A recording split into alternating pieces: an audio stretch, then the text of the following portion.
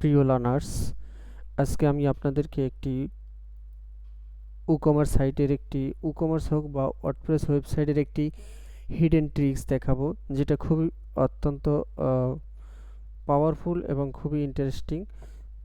আপনাদের অনেক ক্ষেত্রে এই কাজটি লাগবে। যেমন আপনার ক্লায়েন্ট যদি আপনাকে বলে যে এই বাটনের লেখাগুলো আছে সিলেক্ট অপশনস, অথবা চেক আউট বা বাই নাও বাটনের টেক্সট আপনি চেঞ্জ করতে চান, সেক্ষেত্রে আপনি যদি এটা কাস্টম এডিট করতে চান অনেক হ্যাসেল পোহাতে হবে।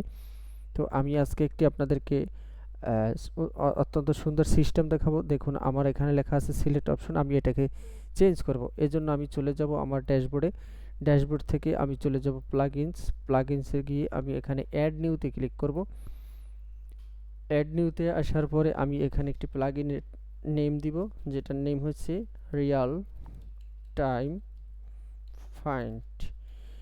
টাইম ফাইন্ড লিখে সার্চ করলে আপনাকে এখানে একটি প্লাগইন নিয়ে আসবে, যেমন real time find and replace নামে। এই প্লাগইনটা আপনি এখান থেকে ইনস্টল করে নেবেন। ইনস্টলের পর অ্যাক্টিভেট ওপেন হয়ে গেলে আপনি এটাকে আপনার ড্যাশবোর্ডে চলে আসবেন। ড্যাশবোর্ড থেকে আপনি যদি চলে যান যে টুলসের ভিতরে দেখবেন real time find and replace নামে প্লাগইনটা এখানে আছে। এখানে একটি ক্লিক করে দিবেন। ক্লিক করে দেওয়ার পরে আপনার সামনে এরকম একটি অপশন চলে আসবে। তো এখানে একটি ঘর আমি আগে ক্রিয়েট করে নিয়েছিলাম, আমি এটাকে রিমুভ করে আপনার সামনে এরকম একটি অপশন আসবে।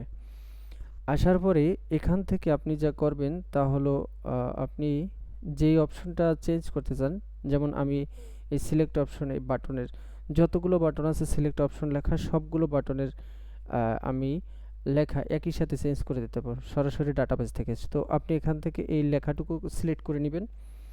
সিলেক্ট করে নেওয়ার পরে আপনি চলে যাবেন আপনার ড্যাশবোর্ডে আসার পরে আপনি এখানে এই অ্যাড নিউতে ক্লিক করলে এরকম একটি ঘর চলে আসবে। সেখানে আপনি ফাইন্ড যে লেখাটা নিয়ে এসেছেন সেখানে আপনি পেস্ট করে দেবেন, এবং আপনি ওখানে যে লেখাটা দেখতে চান সেটা আপনি এখানে টাইপ করে দেবেন। যেমন আমি চাচ্ছি বাই নাও লেখা, তাহলে আমি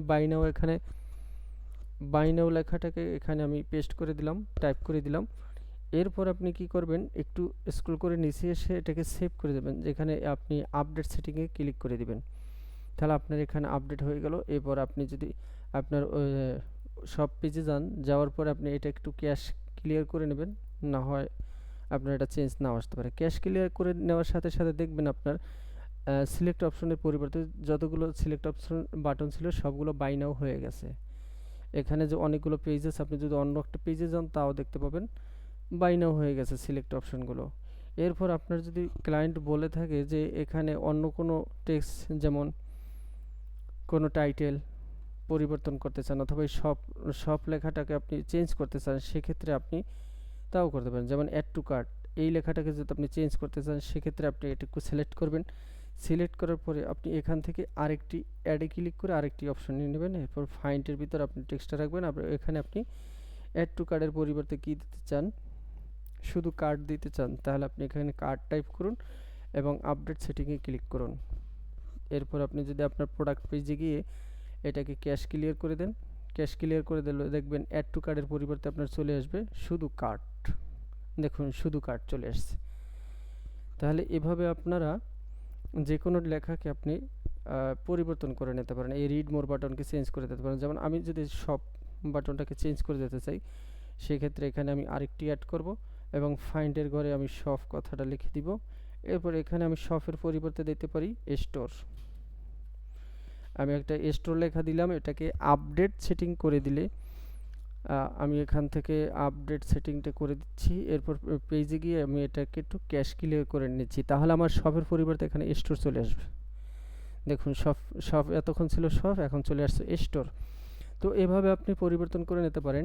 এর ভিতরে আমার কিন্তু এখানে একটু, যেমন আপনি 3বার পরিবর্তন করছেন, আপনি যদি চান এখানে আরও বেশি অ্যাপ্লাই করতে 5বারের পরে আমি যখন এডিট করতে চাচ্ছি তখন আমাকে একটা পপ আপ মেসেজ দিচ্ছে। আমরা জানি এই পপ আপ মেসেজগুলো আসে জাভাস্ক্রিপ্ট থেকে। তো এটাকে আপনি রিমুভ করার জন্য, এই সমস্যার সমাধান করার জন্য আপনাকে একটি গোপন ট্রিক্স দেখাবো। এটা হচ্ছে আসলেই অ্যাকচুয়ালি এটা ঠিক না ওপেনলি, তারপর আপনাদের শিক্ষার পারপোসে দেখাচ্ছি, যদি কারো প্রয়োজন হয় বা কারো উপকার আসে। তো চলুন আমরা প্লাগইন এডিট করব। সেক্ষেত্রে আমরা যাব প্লাগইন থেকে এই প্লাগইন এডিটে ক্লিক করব। প্লাগইন এডিট ক্লিক করার পর এখান থেকে আমরা প্লাগইনটা ধরিয়ে দেব। তো প্লাগইনের নেম ছিল রিয়েল টাইম, হয়তো উপরে হবে real time find and replace. এই যে পেয়ে গেছি। এরপর এখান থেকে সিলেক্টে ক্লিক করে দিবেন। তাহলে রিয়েল টাইম ফাইন্ডের এটা এখানে চলে আসবে কোডটুকু। আপনার এখানে কোনো কাজ নেই, আপনি এখান থেকে জাভাস্ক্রিপ্টে চলে যাবেন। এই জেএস এর ভিতরে আপনি দেখবেন যে ডাইনামিক জাভাস্ক্রিপ্ট এই jQuery dot dynamic fields dot JS এই ফাইলটার উপর একটা ক্লিক করে দেবেন। এরপর আমরা যদি এখানে পরবর্তীতে ফিল্ড অ্যাড করতে চাই, তাহলে কিন্তু আমরা এখানে একটি টেক্সট দেখাই। তো আমি যদি এই ড্যাশবোর্ডে সেখানে ফিল্ড অ্যাড করতে চাইলে আপনাকে $10 জন্য একটা টেক্সট দেখা যায়, $10 দিয়ে এটাকে আপনি করুন, বাই করে নিন। তো সে $10 কিন্তু আমি এখানে প্রথমেই পেয়ে গেছি।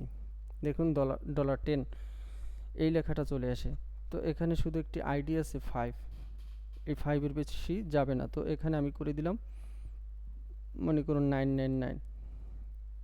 তাহলে হয়ে গেল কি, এখন ওই যে 99 দিছি ওই এত এত পর্যন্ত চলে যাবে। এটা কিন্তু ব্রাউজারে ক্যাশ ধরে রাখছে। আমি এখানে যতবারই ক্যাশ রিমুভ করি না কারণ এটা যাবে না। আমি যদি আবার ড্যাশবোর্ডে গিয়ে ট্রাই করি তাহলে আমাকে এরর দেখাতে পারে। তারপর আপনাদেরকে একটু প্র্যাকটিক্যালি দেখাই যাতে আপনাদের বিষয়টা ক্লিয়ার হয়, আপনারা জানি হ্যাসেলে না পড়েন। তো আমি এখান থেকে টুলস আমি যাব, এখানে টুলস থেকে রিয়েল টাইম। এই রিয়েল টাইমে আসার পরে আমি এখানে 3টে অ্যাড করা আছে। আমি যদি চাই আরও বেশি অ্যাড করতে 4, 5, 6টা দিলে আবার কিন্তু চলে আসে। কেন চলে আসছে? এটা কিন্তু ক্যাশ ক্লিয়ার হয় না, ব্রাউজারের ক্যাশ ক্লিয়ার হয় না। আমার ওয়ার্ডপ্রেসের ক্যাশ ক্লিয়ার করছি আমি, কিন্তু এই পার্সে ক্লিক করলে অল পার্সে ক্লিক করে ওয়ার্ডপ্রেসের ক্যাশ ক্লিয়ার, কিন্তু ব্রাউজারের ক্যাশ ক্লিয়ার হয় না। এই জন্য আমি কী করবো, একটা নতুন ট্যাবের ভিতরে আমার এই ওয়েবসাইটটাকে আবার অ্যাডমিন প্যানেলটাকে লগ ইন করবো। তাহলে এখান থেকে আপনি চলে যেতে পারেন ইনকগনিটো মোডে। এখানে আপনি ইনকগনিটো মোডে চলে যেতে পারেন, অথবা আপনি অন্য কোনো একটি ব্রাউজারে এটাকে ওপেন করে নিতে পারেন। যেমন আমি এই ব্রাউজারে এটাকে ওপেন করে নিচ্ছি। এখানে ওপেন করতে চাইলে অবশ্যই আপনাকে এটার ইউজার এবং পাসওয়ার্ড দিয়ে তারপর লগ ইন করে নিতে হবে। তো আমার ইউজার এবং পাসওয়ার্ড আমার জানা আছে, আমি এটাকে লগ ইন করে নিলাম।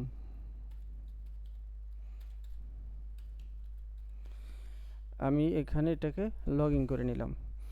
লগ ইন করার পরে এখন যদি আমি একইভাবে এখান থেকে টুলসে যাই, টুলস থেকে রিয়েল টাইম, এরপর দেখুন আমি এটাকে সেভ করতে চাচ্ছি না।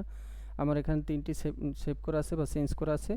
এরপর 4, 5, 6, এখন কিন্তু আর আমার সমস্যা নেই। 7, 8, 9, 10। তো আপনাদের 10টি দেখালাম। আমি এখানে হাজারো পর্যন্ত নিতে পারবো, কারণ কি আমি এখানে কিন্তু চেঞ্জ করে দিয়ে আসছি। এখন দেখুন আমি এখানে নিতে পারতেছি যত খুশি তত। তো আপনারা এই ট্রিক্সটা আপনাদেরকে আপনাদের কাজের সুবিধার্থে শেখালাম। এটা আপনারা কোনো খারাপ কাজে ইউজ করবেন না। আশা করি ভিডিওটা ভালো লাগলে আমাদের এই চ্যানেলের সাথে থাকুন। আমরা আপনাদেরকে এরকম উপকারী যত ভিডিও আছে আপনাদেরকে প্রোভাইড করবো ইনশাআল্লাহ। ধন্যবাদ সবাইকে।